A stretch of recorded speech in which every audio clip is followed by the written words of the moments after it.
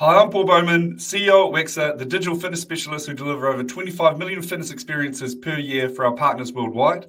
Welcome to the Wexer podcast, where I'll be speaking to industry experts to bring you insights and advice to support your business journeys.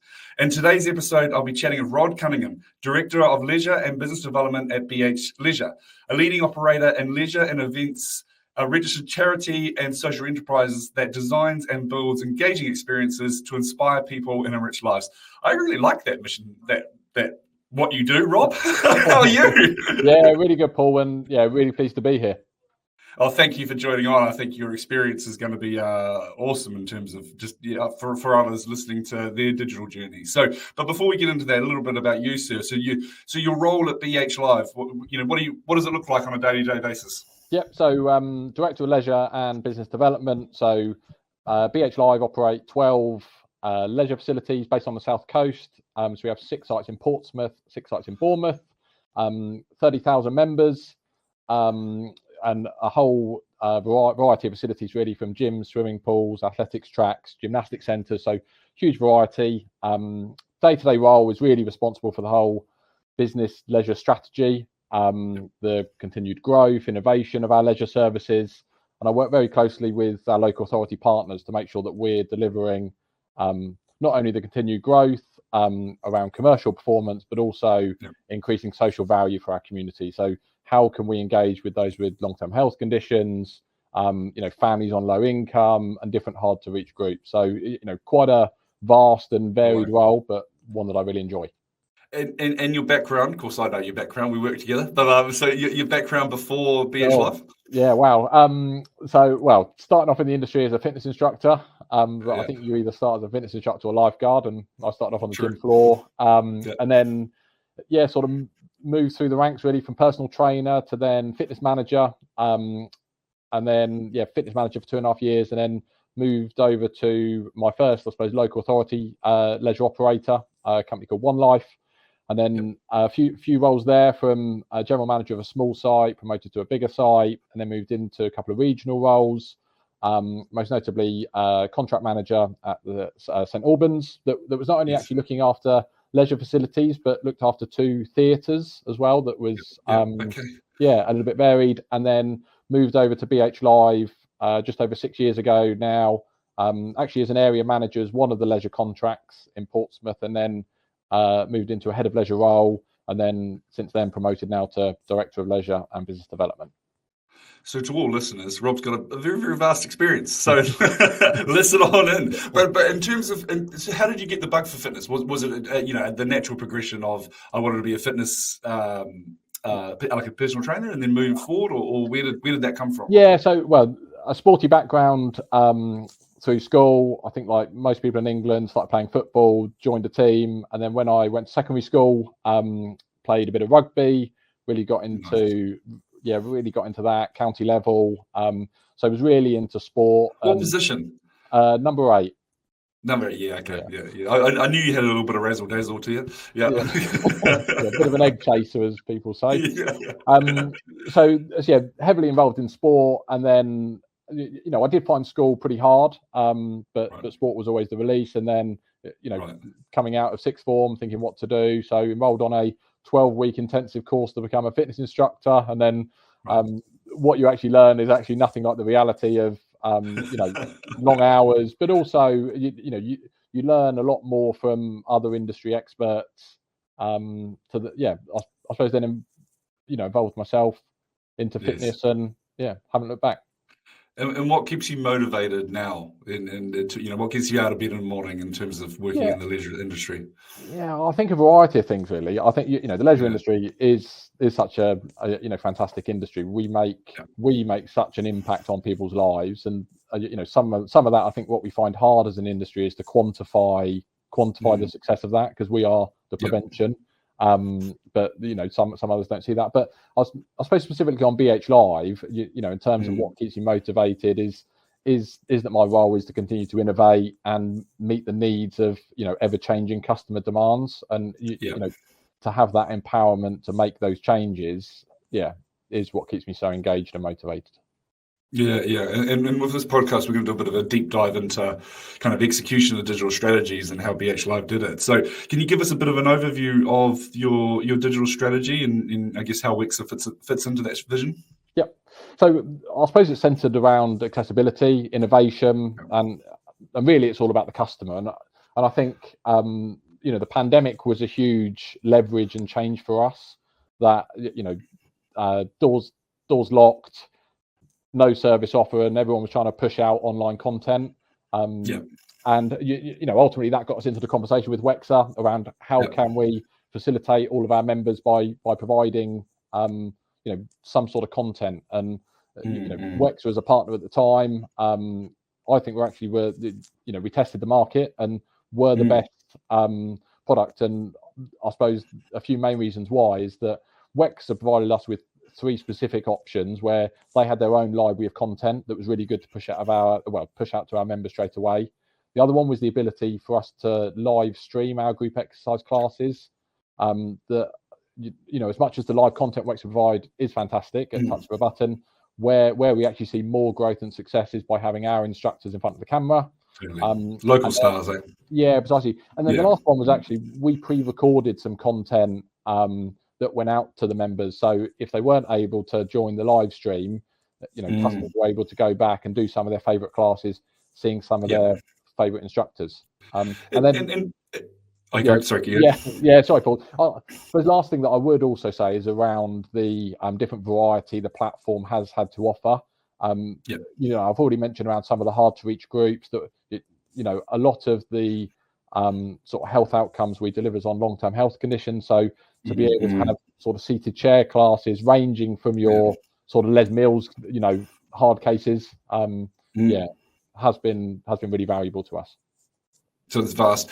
In terms of content creation, because I feel like you guys mobilize content creation really well. And I think it's one of the big, like a lot of listeners probably listening to this, that's one of their big sticking points. Because I guess it's, some would be, and not to put words in people's mouths or anything, but like some would probably be overspending in terms of how they create their content. Some would be probably worried about the lack of control that they have in terms of the systems to sign off every bit of content before it goes in, rather than just give them access to the portal. I guess, can you give a little bit of flavor in terms of how you mobilize that quickly, and 2, how you're doing it on a regular basis, and what's the workflow that looks like in terms of content creation for your local stars? Yeah. So as we looked at a couple of our key leisure sites that have the biggest membership base, but to create, I suppose, real defining studios that we were able to live stream well of. And when it comes to live stream, there are things that you need to consider around cameras, mirrors, making sure, members aren't in the way of instructors. So, we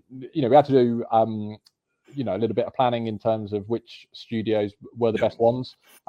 We've also got, speak highly of my team, some very good studio coordinators, studio instructors that, I had a queue of instructors that wanted to be on the platform that, I'm sure has different challenges. That's a good problem to have.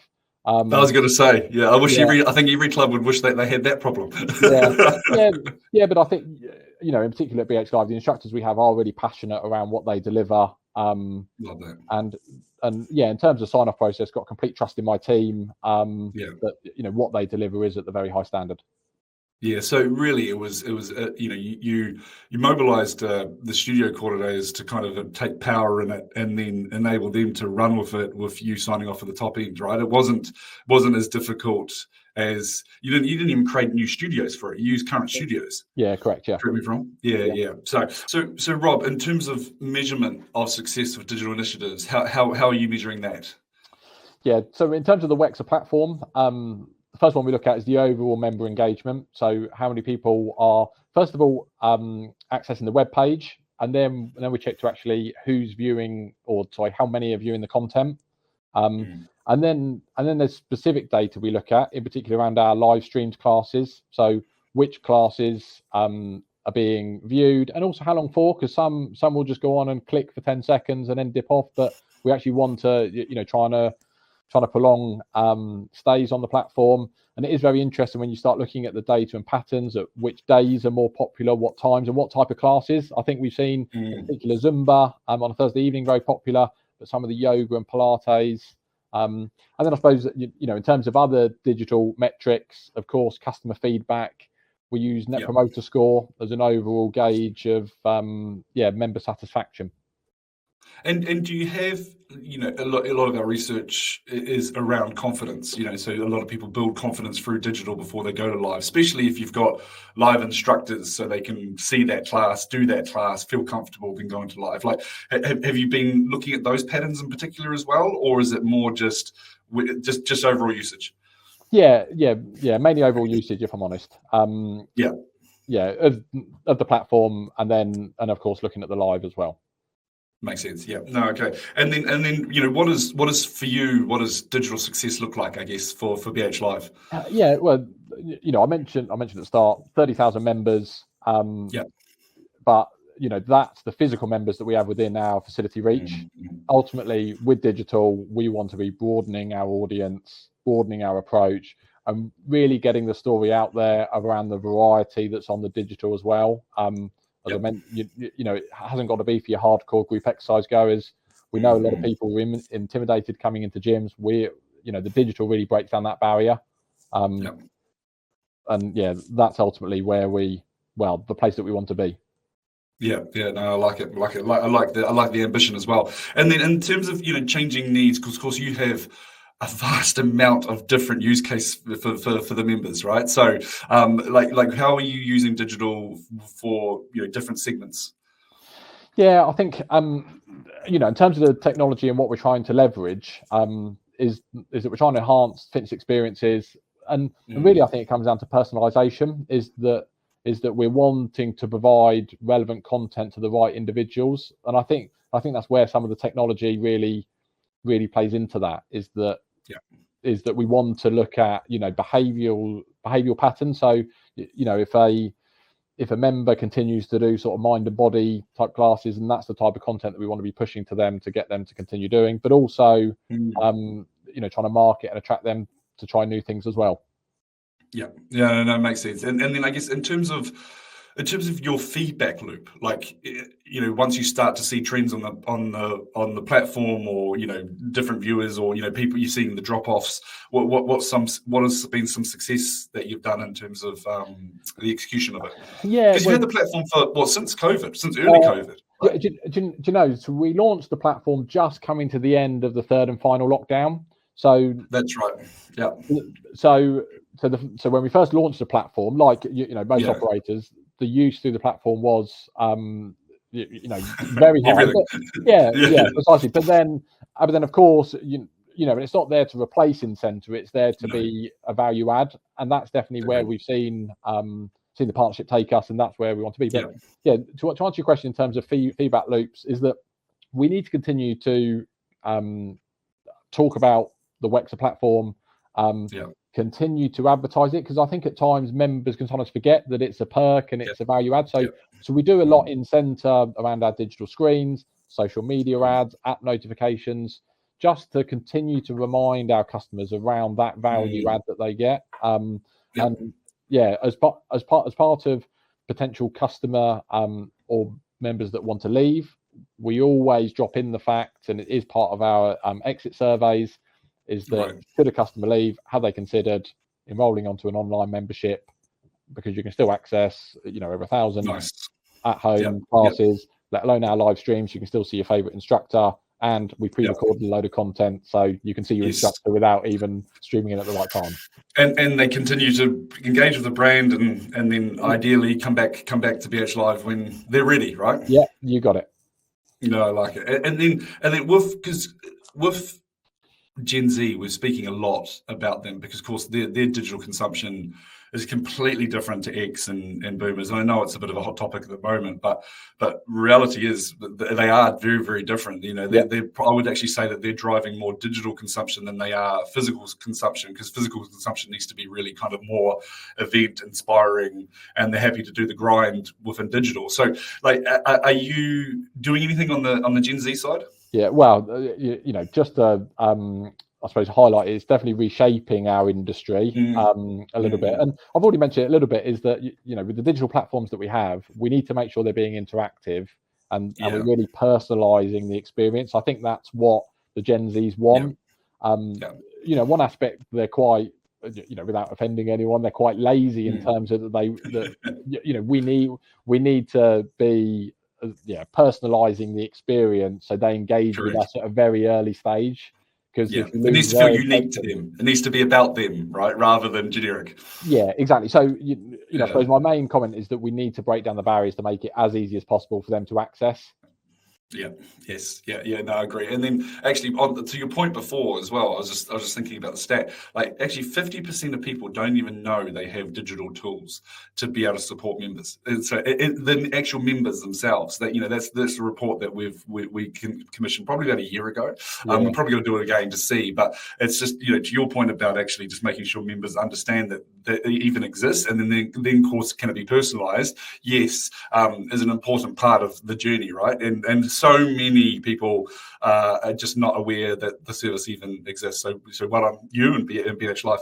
I guess, how do you see, there's a lot of, for us in particular, we're doing a lot of stuff with AI in regards to, customizing content. So we're trialing some stuff in the regards that you could actually customize. So you take a video, it's 11 minutes, you want to extend it by 15 minutes and change the background to Miami. We're doing some stuff like that. But how do you see the use cases for AI within, probably in particular, digital content? Yeah, I think there's going to be a lot of benefits to AI, despite I think some also challenges. I think for us and our first use of AI is looking at AI to analyze our customer data, and more so to predict what the customer needs are going to be and what the trends are going to be. In some ways, before that we even know what that is. And I think as part of our first journey into AI is completely that, is to look at forward thinking, predicting what should we be doing tomorrow before ultimately that we know, because it can look at all of our data much quicker than any human can. So ultimately, I think that's where we start, and then going back to it is around personalizing the experience and how we can leverage AI to assist that. I think is only going to make us as an industry more efficient. I think we are a customer people industry, so I think in terms of the experiences we're trying to create, there's always going to be a role for people, but where there's ways to create certain efficiencies, then I think that's where AI is an important part. And I know you're a believer as well as this, and I always have been ever since this starting Wexer. But it all leads back to physical delivery. Like if we think that which it is, physical delivery for me is the pinnacle. It's what we've probably all in the industry all got inspired by particular people to be able to engage with them and change our lives and hopefully change others. But the thing is, it's how they get there is the key factor, and then how do they stay supported to that digital person? The thing that I think you're doing very well, and what I would recommend so many listeners to do as well is the local stars, because they are the key factor there. They want to, those classes will fill out far more because they are on the screens. The people can engage with them, and then they can go to their classes and feel like a little bit of a rock star because they're actually on the screens and they're famous within the clubs, right? It's amazing how strong they become as a brand. But something that needs to be engaged with. I guess with that, like, have you seen the people? Like, is there still quite a lot of demand of people actually wanting to be on the content and push to be essentially be a star? Yeah. In terms of our instructors, I've already said they are, and perhaps I'm biased to this, but the best within our local communities and areas.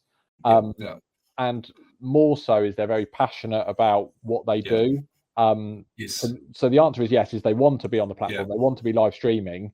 I think when I speak to other operators, there's always been a bit of a fight with online trainers of do we get paid more for being on live stream? We have not once had that conversation, because they want to be on there for the benefit, I suppose, of them, but also around the audience that they can reach. A lot of our classes are very popular. It is one of our challenges is that we can only have 25, 30 people in a class based on capacity. So if we can continue to have more people use the platform, then it allows the instructor to have a wider reach of audience. And I know you're not doing this now, but I know it's, just there's a lot of discussions and for a lot of club operators worldwide, we're seeing probably the most successful models commercially, I'll highlight, has been the actual instructor gets a certain part of the revenue. So a lot of people have followed, a similar Wexer model in regards to 25% of overall revenues go to the instructors, and then based off usage, it gets split out. And of course, we've seen commercially that becoming the most successful implementation because, of course, they're all incentivized to push it as much as you can. Like, have you had thoughts on that, or does it feel right for a leisure operator to do it? Yeah, if I'm honest, no, I haven't thought about it. I think, I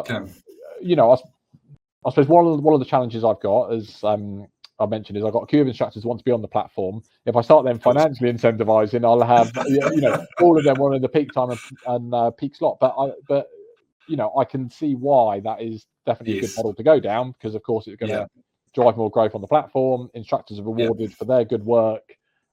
So I'll add it to my actions and add it to the list. Yeah, because I do think it's a good suggestion, because the more people that we're getting active, people, as you say, engaging with the brand, that's the important aspect of the platform. It's only going to help all parties. Well, and I think that probably the biggest thing that surprised me when we've seen it done well is just how much influence those trainers actually have in social media and in adoption, because they're all following them for a reason. And so to have an outlet that they can actually engage with them, especially if they don't have their own online training or anything like that, and they're using that solely, it really pushes the needle up in terms of commercialization. So something to think about, Rob. So then how do people connect with you, sir? LinkedIn is probably the best way. So Rob Cunningham, BH Live search, and Director of Leisure and Business Development. So hopefully easy to find. Rob, and look, thank you for being on the podcast. We've worked together for years, and actually, this kind of feels like this has been a bit of a catch up as well. So I appreciate you being on here. Appreciate everything you do for the industry, and thank you for doing what you're doing with BH Live. It's they're lucky to have you. Pleasure to be here. Thanks, Paul. Thank you, Rob.